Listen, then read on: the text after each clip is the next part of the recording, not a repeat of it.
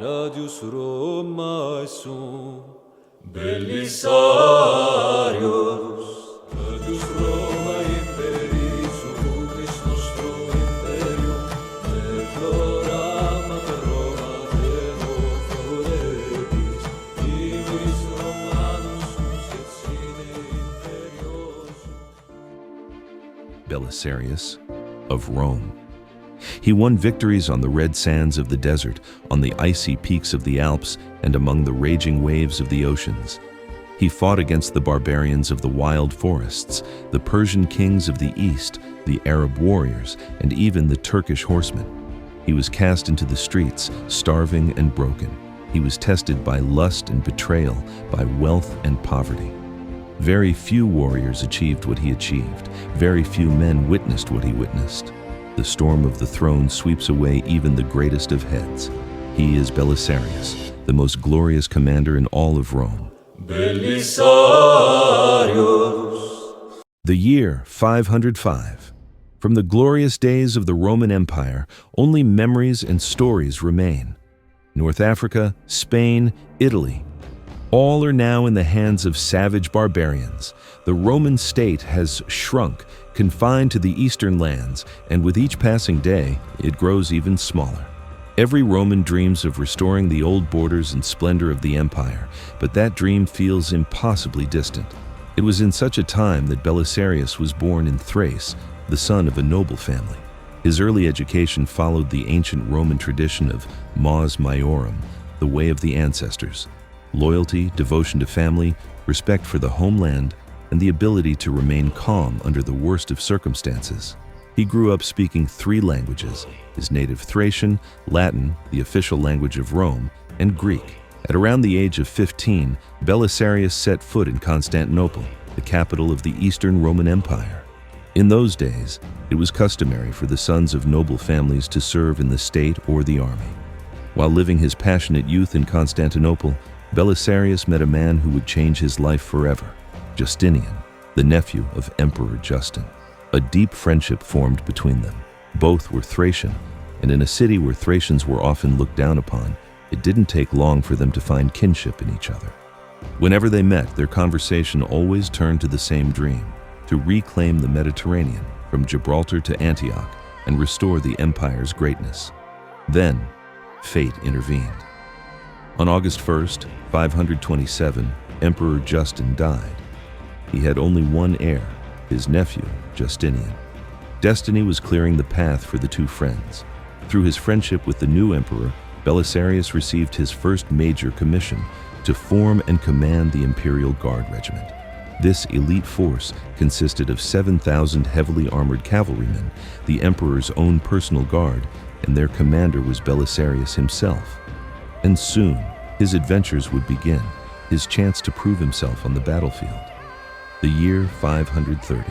In the east, an old enemy stirred once again, the Persians. For 6 centuries, Rome and Persia had fought countless wars, both great and small.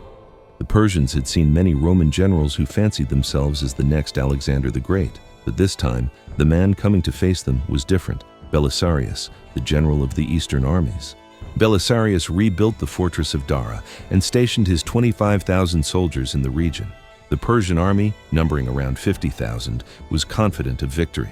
One of their generals even sent Belisarius a mocking letter that read, "We are coming soon. Prepare a bathhouse for me in Dara, and a grave for yourself." But Belisarius outmaneuvered them. Through brilliant tactics and a series of traps laid across the battlefield, the vastly outnumbered Roman forces crushed the Persians. The enemy fled in chaos. It was Belisarius's first great victory, the battle that would make his name echo across the empire. Not long after, he suffered a defeat in another campaign against the Persians and was recalled to the capital. Yet that defeat would unexpectedly open the door to his greatest opportunity. Since the banning of gladiator games, the Roman Empire had made chariot races the heart of public entertainment. These races were held in the Hippodrome of Constantinople, whose surviving fragments can still be seen today at Sultanahmet Square, where the ancient obelisks once marked the center line of the track. There were 2 massive and fanatical factions, the Blues and the Greens. Belisarius's close advisor, the historian Procopius, described them this way. In every city, men have long been divided into two parties, the blues and the greens, spending fortunes fighting and killing each other in the streets, though none of them know why they do it. In January 532, during one of the races, protests against corruption and injustice erupted. Fueled by growing resentment toward Emperor Justinian's rule, the unrest escalated into full-scale rebellion. The rioters shouted, "Nika! Nika! Victory! Victory!" And the cry became the name of the revolt that nearly destroyed Constantinople. The Nika revolt turned the capital into a war zone. The mob set the city ablaze. Mansions were looted, entire districts burned, and the great Hagia Sophia was almost completely destroyed. In fact, the Hagia Sophia that stands today is the one rebuilt after this rebellion. For a moment, even Justinian considered fleeing the city, but his wife, Empress Theodora, stood firm and said, "Flight may save us for a while, but imperial purple makes the noblest of shrouds." Her courage changed everything. Justinian decided to fight. By chance, Belisarius and another general, Mundus, had just returned from the Eastern Front. Together, they devised a bloody and cunning plan. They would first distract the rioters with bribes and false promises. Then, when the mob gathered in the Hippodrome, Belisarius and Mundus would attack simultaneously from opposite gates, trapping tens of thousands inside. Belisarius's men slaughtered the rebels that day. Historical records report that between 30,000 and 60,000 insurgents were killed within hours, and that rivers of blood flowed in the city streets for days. The Nika revolt is the bloodiest uprising Constantinople, later Istanbul, has ever seen.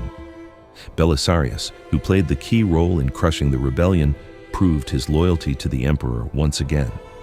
The two friends reconciled, and Belisarius became general of all Roman armies. Interestingly, from then on, he had a spy who would stay by his side for life. Belisarius was loved by the soldiers and was the most popular general in the country, so Empress Theodora did not trust him.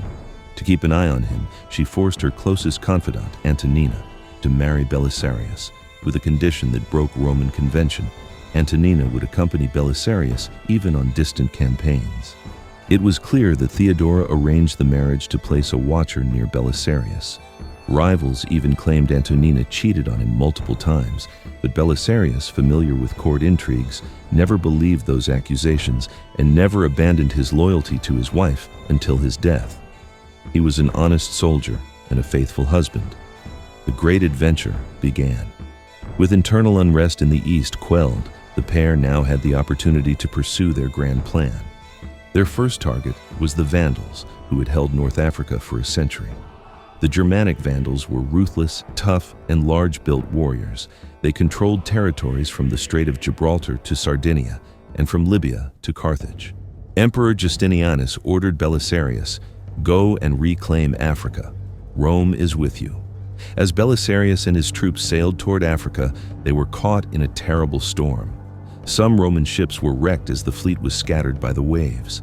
To rally his frightened men, Belisarius donned his armor, drew his sword, climbed onto the deck of a pitching ship, and said, "Brave soldiers of Rome, we have shed blood shoulder to shoulder before. I challenge the lightning and the waves. If my sword falls here, will you not take it and carry it to Carthage?" Belisarius landed with about 20,000 men and advanced rapidly toward Carthage, the Vandal capital. Acting wisely, he ordered his soldiers not to pick fruit from anyone's trees without permission and not to engage in looting. He added, "Courage without justice cannot bring victory." Gelimer, the king of the Vandals, was a ruthless warrior. Belisarius fought personally on the battlefield, and in one of the fiercest moments of the conflict, with his helmet shattered and his sword broken, he charged alone to rally his retreating soldiers, turning the tide of battle. The Vandals tried countless ways to corrupt him. They sent exotic women to his tent as gifts, and powerful tribal leaders invited him to unimaginable feasts of pleasure. But he fell into none of these traps. After a year of war, what was the result? North Africa, Corsica, Sardinia, and both sides of the Strait of Gibraltar were reclaimed. However, rivals in Constantinople accused him of planning to establish a kingdom for himself and conspired against him. Thus, In March 534, he returned triumphantly to the capital. Among the captives he brought were Gelimer, the great king of the Vandals, and the treasures of Jerusalem once taken by the Jews. Ironically, the treasures of Jerusalem had first been seized by pagan Rome in 70 AD. Now they were returned by Christian Rome. The religion had changed, but Rome was still Rome. With the emperor's trust, he once again left behind the jealousies and intrigues lurking in the shadow of the throne. But his spirit was too large for the palace. He was a general. He was an adventurer. His fate was written on the battlefields and the seas. A few months after his return, Justinian called Belisarius and said, "Sword of Rome, save the eternal city and bring Italy back to us." At that time, the lands of Italy were controlled by the Goths. The Goths were a Germanic people related to the Vandals and were just as fierce as warriors. In 535, Belisarius set out with about 7,000 men and first took Sicily with a small force. He knew very well that wars are won by skill, not by numbers. When uprisings broke out in Africa, he returned to deal with that problem, then soon set his sights on Italy again. He quickly took half the country and turned toward the city of Rome. By the time they reached Rome, the city had already been abandoned. The Goths planned to return stronger. Thus, on December 9th, 536, the city that had created an empire once again fell into Roman hands. The Rome that welcomed Belisarius was only a shadow of its former splendor, but it still held spiritual importance as the eternal city. Belisarius was in the city with 5,000 soldiers. Knowing the Goths would return, he prepared the city's defenses. The Goths soon besieged Rome with 25,000 men. Instead of staying behind the walls, Belisarius led his army out of the city, and the Romans and Goths faced each other on the Nero plain. Seeing the Roman army, the Gothic king Witigis addressed his troops. "We will not only defeat our enemies, we will punish them for their arrogance. Their courage has been fed by chances they did not deserve. Now, fortune is on our side." However, the Goths retreated after a few skirmishes. While pursuing them, Belisarius divided his army into 3 separate columns. His goal was to make the enemy believe he had far more men than he actually did, and the strategy worked. By November 539, Belisarius turned his attention to Ravenna, the last Gothic stronghold and their capital. During this time, something extraordinary happened. The Gothic nobles, disillusioned with their king Witigis, plotted to depose him and offer the throne of the Western Roman Empire to Belisarius himself. It seemed like a perfect deal for both sides, and Belisarius accepted the offer. But was that not treason against his own emperor? Number, because Belisarius was a loyal soldier. The moment he entered the city, he seized King Witigis and all the Gothic treasures in the name of Emperor Justinian. Italy, the homeland, was once again united under Rome. Bad news was spreading from the capital. A devastating plague had struck the Roman Empire, bringing it to its knees. Contemporary writers estimated that the epidemic wiped out nearly 300,000 people in Constantinople alone, almost half the city's population. Bodies piled up faster than they could be buried. The dead were hidden on rooftops to keep them off the streets. The empire's heart was rotting from within. And the worst part, Emperor Justinian himself had fallen ill. Rumors began to circulate in the palace. Some officers whispered that if the emperor died, Belisarius should inherit the throne. After all, he was the hero of Africa and Italy, the savior of Rome. But Justinian miraculously recovered. Yet, instead of gratitude, he was filled with suspicion. Convinced that Belisarius was plotting to claim the throne, the emperor stripped him of all his titles, confiscated most of his wealth, and banished him from command. The conqueror of Africa and Italy, the man who had once restored Rome's glory, was now nothing. His advisor Procopius wrote of those dark days. What a painful and unbearable sight it was to see Belisarius, once the pride of the empire, wandering the streets like a forgotten citizen. Almost alone, forever gloomy and silent, always walking as if he could feel the assassin's blade hovering at the back of his neck. But this situation did not last long. Thanks to Antonina's persistence and the fact that Belisarius was the only man capable of crushing the Gothic uprisings in Italy, Emperor Justinian summoned his old friend back to court. Belisarius was once again sent to Italy in 544 AD to suppress the rebellion. Yet this time, the great general was no longer the same. Stripped of his fortune and honor, his spirit was weary, and the emperor's support was half-hearted at best. After 4 difficult years, Belisarius relinquished command and returned to Constantinople. The once mighty warrior was now an aging man. Wielding a pen instead of a sword, serving as the emperor's advisor, seemed a more fitting destiny. And for nearly a decade, he fulfilled diplomatic and administrative duties quietly. But fate had one final battle in store. A new enemy had appeared: the Turks, a nomadic mounted tribe known to European chroniclers as the conquerors. They began raiding Roman territories along the Danube River around 559 AD under their fierce leader Zabergan. They advanced so far that they nearly reached the walls of Constantinople itself. The historian Agathias wrote of their motive: the conquerors were a power to be reckoned with, determined to prove that they would tolerate no insult and that their wrath was something to be feared. Distrustful of everyone around him, Justinian turned once more to the only man he could truly rely on: Belisarius. The emperor knew that Belisarius understood the art of war against the nomadic tribes of Asia better than anyone alive.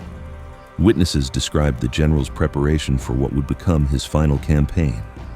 The great commander donned his armor and helmet. He put on the familiar uniform of his youth. Memories of past victories flooded his mind, rekindling within the old man the fire of his younger days. The conquerors, who had advanced to the outskirts of the capital, were forced to pass through a dense forest. Belisarius, ever the strategist, divided his troops into 3 groups, weaving a trap of deception and ambush. He ordered one group to create noise and raise clouds of dust, drawing the enemy's attention. When the signal was given, hidden archers unleashed a storm of arrows. The conquerors, blinded by dust and confusion, broke formation and retreated in panic. It was Belisarius's final victory, the defense of Constantinople and the salvation of the empire once more. But tragically, the emperor offered not even a word of praise. The poisonous intrigue of palace courtiers ensured that Belisarius's triumph would be forgotten, his glory buried under lies and envy. And so the great general grew tired of wars, of deception, of the weight of a life spent in service to an ungrateful empire. When Justinian later summoned him again, the aged warrior politely declined. He retired to his estate near Constantinople, seeking peace at last. There, around the age of 64, Belisarius passed away, wealthy, respected by his soldiers, but unappreciated by his emperor. With his death, one of the greatest military geniuses in history was gone. A golden age of Roman heroism had ended. I wonder if Belisarius ever imagined that his life, filled with struggle, loyalty, and betrayal, would still be told centuries later. That his name would be spoken alongside Alexander the Great and Julius Caesar. Perhaps he did. Have you noticed that throughout this story, I never once called the Eastern Roman Empire Byzantium? That's because the word Byzantine was invented only a few centuries ago by European historians, a modern label created to distinguish the later Romans from the ancient ones. But the people of that empire never called themselves Byzantines. In fact, they likely never even heard the word. They called themselves Romans, and they truly believed they were the continuation of Rome. That's why, when Sultan Mehmed II conquered Constantinople in 1453, he adopted the title Kaiseri Rum, meaning Caesar of Rome, and his grandson, Suleiman the Magnificent, proudly saw himself as the heir to both Alexander and Caesar. The fall of Constantinople was not just the end of a city. It was the final breath of an empire that had lasted 1,000 years. Rome's heart stopped beating in 1453, and from that moment on, the course of European history changed forever.